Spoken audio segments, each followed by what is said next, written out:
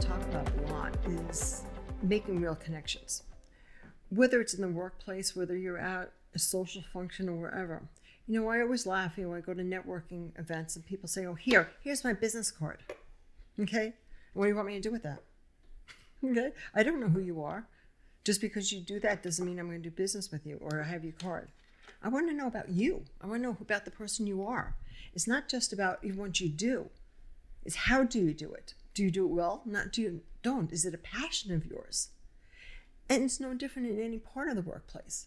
You know, as a leader, if you sit there down and you have those employees that come into you or people that you lead and go on and on and on a story until they get to what they're trying to tell you. And you sit there and you're annoyed and you're kind of rolling your eyes. Instead, how about you sat there and thought to yourself, you know what? They just told me that they enjoy this. Oh my God, I didn't know that he builds cars on the side. We're looking at opening a new division that's going to handle cars. He'd be a perfect person to lead that group. If you listen to what they do and you listen to people as in general, it changes the way that you see them.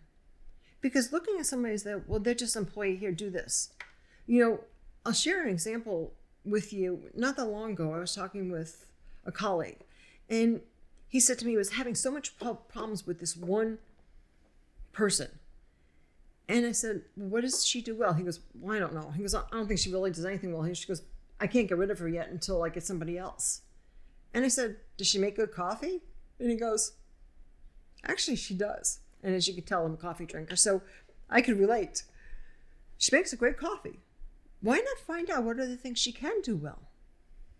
The thing is, you have to look beyond the exterior or the immediate and kind of dig into people to find out what makes them tick.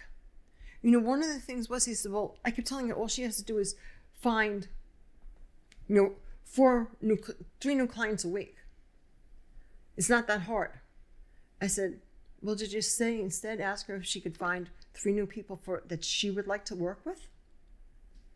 It's the same thing. It's the way you ask.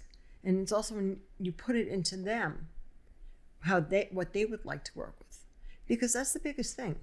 People enjoy working for somebody that hears them, that understands them. And today's world, one of the things is, years ago, people stayed at a job where they were happy or unhappy for years because it was a paycheck, and you just didn't leave your job. Today, that's no longer the case. People will leave if they're not happy. And how do you make them happy? Is to make them heard. Everybody today wants to be heard. You want somebody to hear who you are and understand you. And the biggest thing is when you understand people and you understand the people that you work with, whether it's networking, whether it's people that you work for you, maybe it's your boss. Okay? When you understand them and know what they like and love and what makes them, their passion is and motivates them, that's the things that you can hit upon to then turn around and get them to succeed and to excel and to do so much better.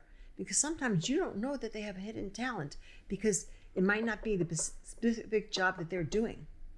But once they know, what they can do, you have a whole new world in front of you.